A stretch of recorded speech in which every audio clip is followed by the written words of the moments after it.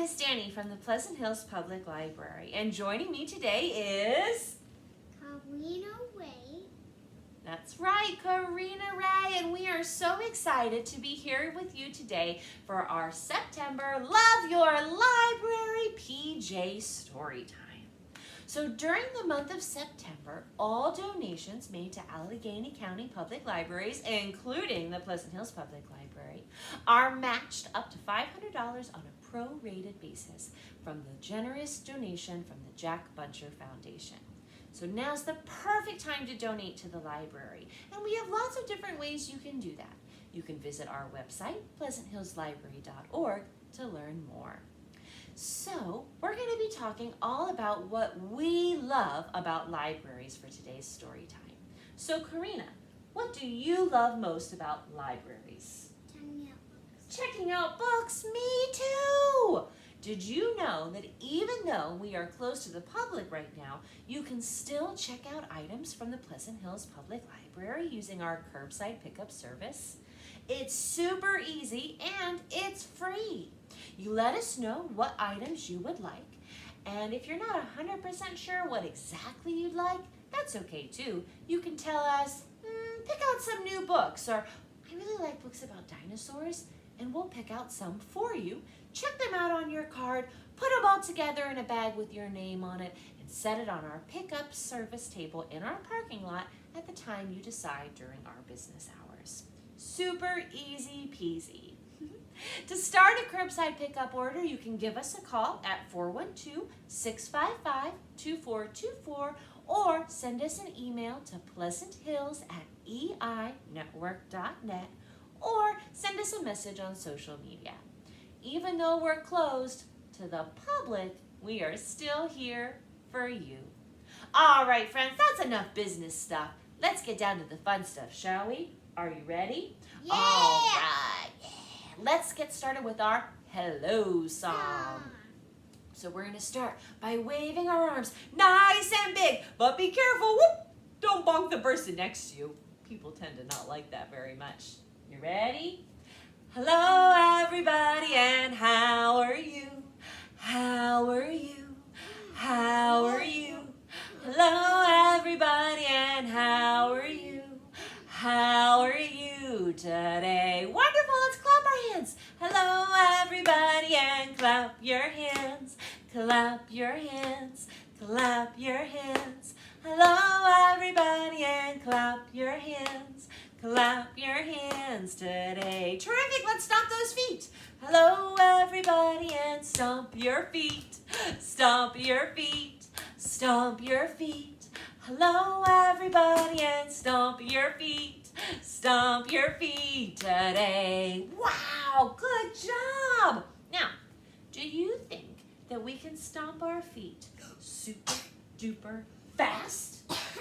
Yeah, Corrina thinks so. Let's give it a try. Let's do it on the count of 3. You ready? 1, 2, 3. Fast! Whoa! Freeze. That was very fast. Now let's do the opposite of fast. What is the opposite of fast? Slow. That's right. So let's go slow motion. Now, let's try big and loud. Do you think we can do it? Yeah! All right, so last time we counted up to 3. Let's count down from 3 this time. Ready, friends? 3, 2, 1. Big and loud! Whoa! Oh, I just jumped so high. You did stomp so high. Now, let's do the opposite of big and loud. What is the opposite? Bounced all the way up here and back down here. I saw that. That was crazy. What's the opposite of big and loud? Quiet. Quiet and small. Quiet and small. So let's do some tiptoe stomping. Very good. Very good. Our first story today is one of my favorite stories about a library. This is Library Lion, written by Michelle Knudsen, illustrated by Kevin Hawkes, and read today with permission of Candlewick Press. Oh dear, the lion escaped the zoo. Where is he going? One day, a lion came to the library. He walked right past the circulation desk and up into the stacks.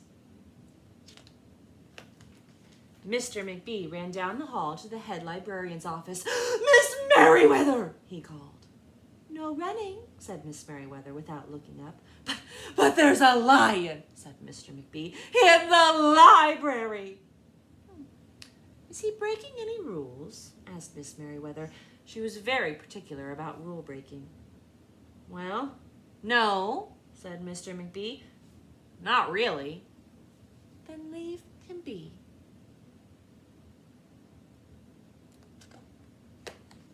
The lion wandered all around the library. He sniffed the card catalog.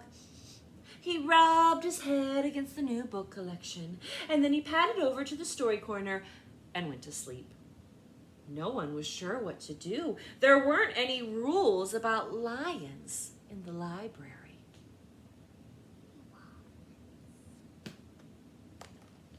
Soon it was time for story hour, and there weren't any rules about lions at story hour either.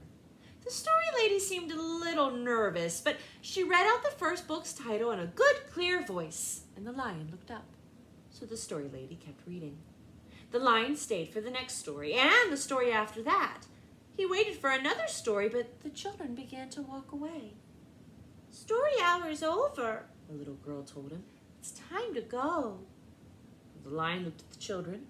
He looked at the story lady. He looked at the closed books, and then he roared very loud. Can you help me roar on the count of 3? 1, Ready? 2, 3.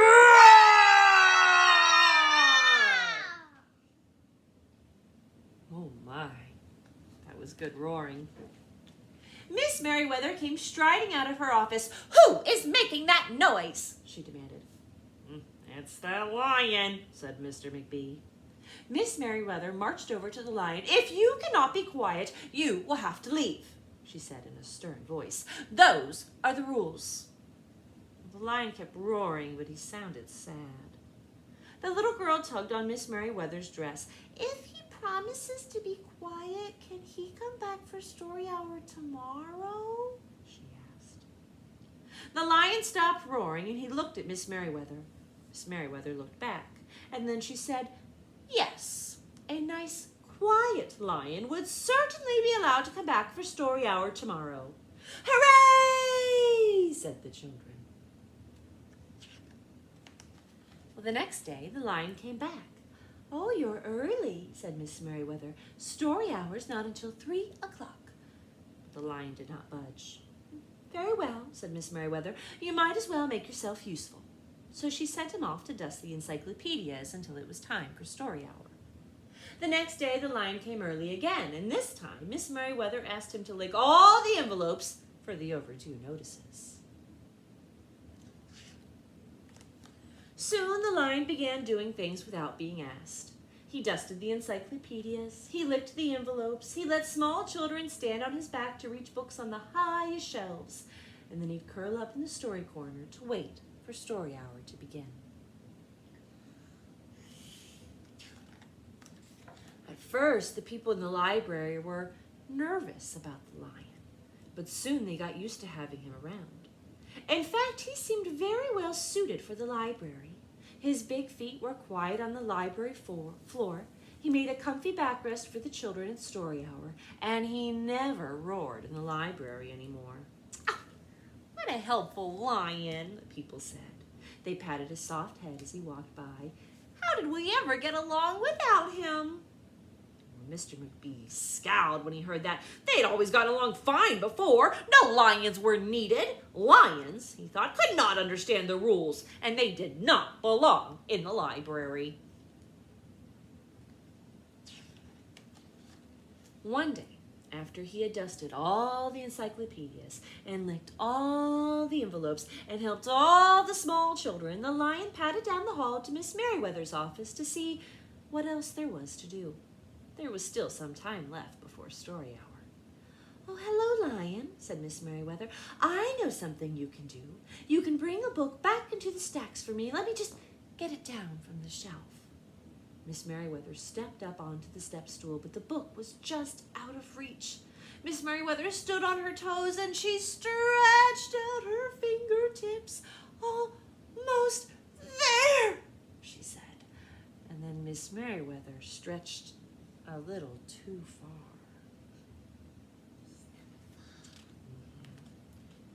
Ouch, said Miss Merriweather softly, and she did not get up. So what happened? She fell. Mr. McBee, she called after a minute. Mr. McBee. But Mr. McBee was at the circulation desk and he could not hear her calling. Lion, said Miss Merriweather, please go and get Mr. McBee. And the lion ran down the hall. No running, Miss Merriweather called after him. Well, he put his big front paws up on the circulation desk and looked at Mr. McBee. Go away, lion, said Mr. McBee. I'm busy. The lion whined. He pointed his nose down the hall towards Miss Merriweather's office, but Mr. McBee ignored him. Finally, the lion did the only thing he could think of to do. He looked Mr. McBee right in the eye, and he opened his mouth very wide, and he roared the loudest roar he had ever roared in his life. Let's do it together on the count of 3. 1, 2, 3.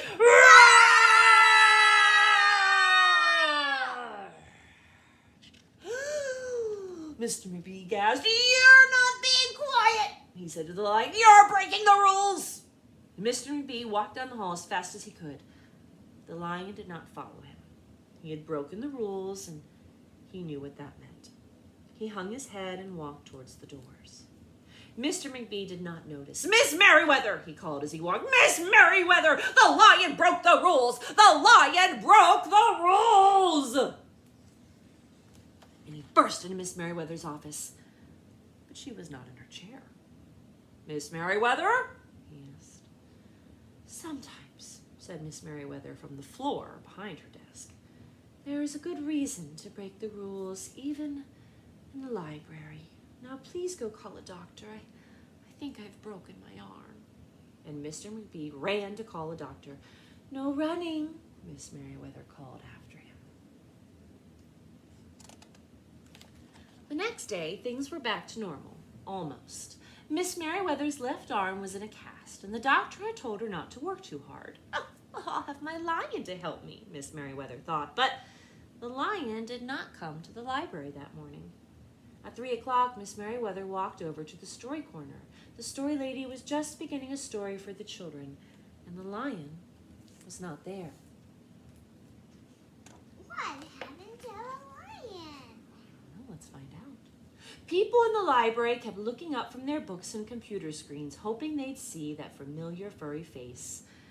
But the lion did not come that day.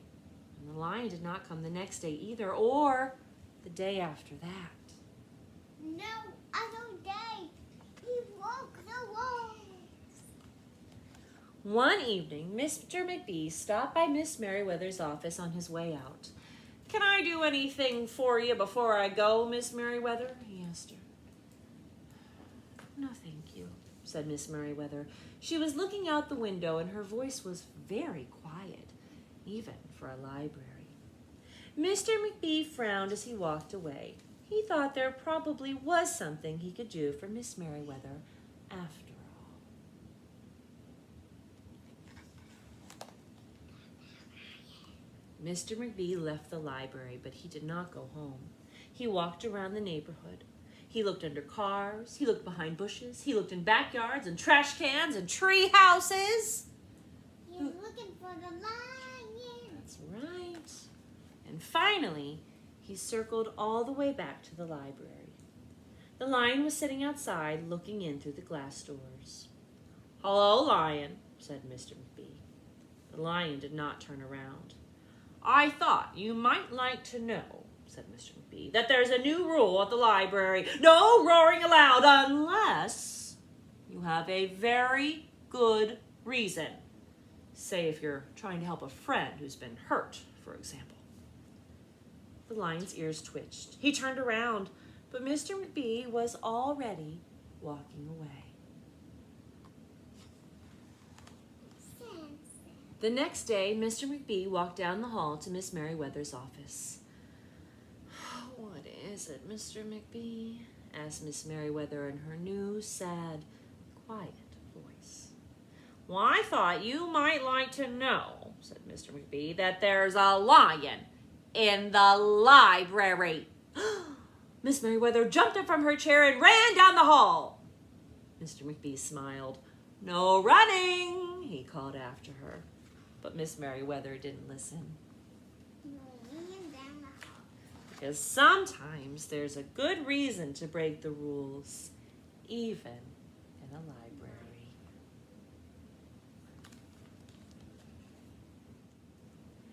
That was a fun story. I hope you enjoyed it. And now we're going to sing a fun little song that goes to the tune of "If You're Happy and You Know It." But instead of the traditional verses, we're going to sing "If You're a Reader and You Know It." And during the first part, you can move your hands like a book.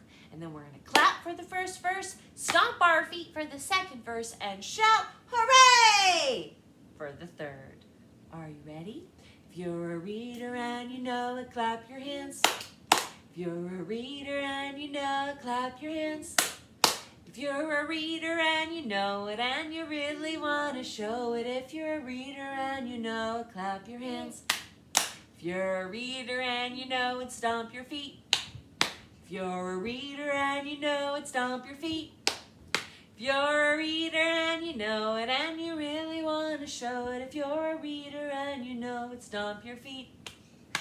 If you're a reader and you know it, shout hooray, hooray! If you're a reader and you know it, shout hooray, hooray! You're a reader and you know it and you really want to show it, if you're a reader and you know it, shout hooray, hooray!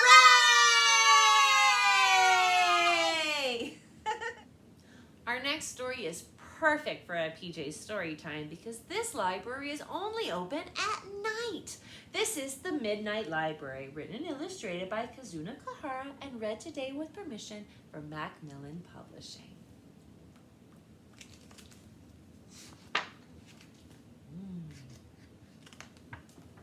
Once there was a library that opened only at night. A little librarian worked there with her 3 assistant owls. What sound does an owl make? Do you know? Ooh, I hear an owl.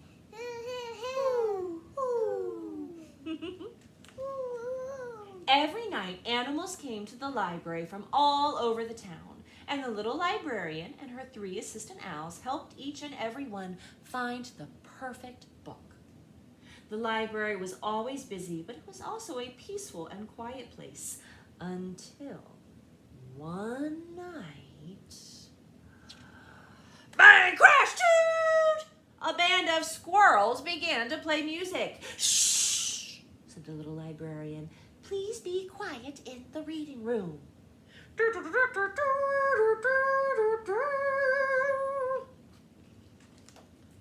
We're sorry, said the squirrels, but we're trying to find a good song for our next concert. Then follow me, said the little librarian, and she showed the squirrels to the activity room. Silence settled upon the library once more while the band played their instruments as loud as they liked. Later that night, the little librarian was busy putting books away when suddenly it started to rain. Oh dear, said the little librarian, there must be a hole in the roof. But sitting on top of a bookshelf, she found a wolf, and she was crying so much that her tears fell like rain. Oh, what is the matter, Miss Wolf? Asked the little librarian. Oh, something very sad happened in my story, and I can't read it anymore, replied the wolf. Oh, please don't cry, said the little librarian, and she took Miss Wolf to the storytelling corner. They read the book together until gradually the wolf began to smile. The librarian and her assistants knew the story had a very happy ending. Yay! Woo-hoo! Ding, ding! The bell rang out as the sun came up, and it was time for everyone to go home. One by one, the animals left the Midnight Library, all except for one new visitor. A tortoise reading slowly in the corner, and he would not move. "I must stay until I finish reading this book," said the tortoise. "I only have 500 pages left." "Let us make you a library card," said the little librarian. "Then you can borrow this book and take it home with you." "Oh, how wonderful," said the tortoise, "and how lucky I am." "Goodbye, Mr. Tortoise. Have a good day." How happy he is now. Woo-hoo! The 3 owls and the little librarian gave the empty library a good dust and a sweep.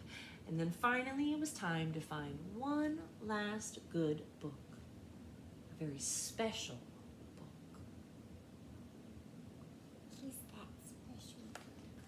A book of bedtime stories for 3 sleepy owls. Sleep tight. Do they sleep? They do. How? All right, friends, next we are going to do a fun little counting rhyme. So we're going to do this using some props, using our own books and some of our own stuffed animals. And if you'd like, you can do that too. Or you can just count down using your fingers. So let's see, how many books do we have today? 1, 2, 3, 4, 5, and 6. And I'm gonna have 1, 2, 3 in one hand, and 1, 2, 3 in another. So 3 plus 3 equals 6. Are you ready? 6 little books at the library. 6 little books just as great as can be. Along comes a blue sheep with their library card and takes one home to read. So now we have 5. 1, 2, 1, 2, 3 equals 5. 5 little books at the library. 5 little books just as great as can be. Along comes a dinosaur with their library card and takes one home to read. Oh my. So now we have 4 left. 1 plus 1, 2, 3 equals 4. 4 little books at the library. 4 little books just as great as can be. Along comes a macaw with their library card and takes one home to read. So now we have 1, 2, 3 books left. 3 little books at the library. 3 little books just as great as can be. Along comes a bumblebee with their library card and takes one home to read. So now we just have 2. 1, 2. 1 plus 1 equals 2. 2 little books at the library. 2 little books just as great as can be. Along comes an owl with their library card and takes one home to read. Just 1 little book left, friends. 1 little book at the library. 1 little book just as great as can be. Along comes a kangaroo with their library card and takes one home to read. And now we don't have any books left at our library. Yay! Our last story today features lots of silly animals visiting the library and all the crazy things that happen when they do. This is I Took My Frog to the Library, written by Eric A. Kimmel, illustrated by Blanche Sims, and read today with permission from Penguin Random House. Let's see what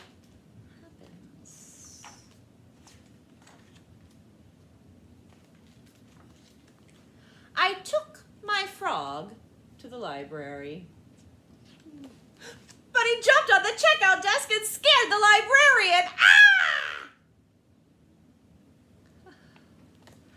I took my hen to the library, but she laid an egg in the card catalog. Now, most libraries don't have card catalogs like that anymore. Most libraries, their card catalog is digital. But in the older days, you had to find your book using this. I took my pelican to the library, but he hid the dictionary in his pouch and no one could find it. Do you see it? Right there. I took my python to the library, but she shed her skin all over the picture books. Ooh. I took my giraffe to the library, but he tried to read over everybody's shoulders. I took my hyena to the library, but he laughed so loud during story time that nobody could hear the story. Oh dear. I took my elephant to the library, and my elephant is very well behaved. She stacked her books neatly on the checkout desk. She asked the librarian's help when she needed it. She listened to the story and laughed in all the right places. But my elephant is very big. So big. So big. So big that she wrecked the library. The librarian said, "Bridget, you are always welcome in the library, but the next time you come to the library, please leave your animals at home." So, now, whenever I go to the library, my frog stays home, my hen stays home, my pelican stays home, my python stays home, my giraffe stays home, my hyena stays home, and my elephant reads them a story. Yay! Next, I'm going to talk about a fun craft that you can do at home. Make your own book. So the supplies for this craft are available as a take-home kit, available at the library while supplies last. If, however, you're unable to get our kit, perhaps you live too far away or they run out quick, I'm going to talk about in just a few minutes how you can make your own paper book.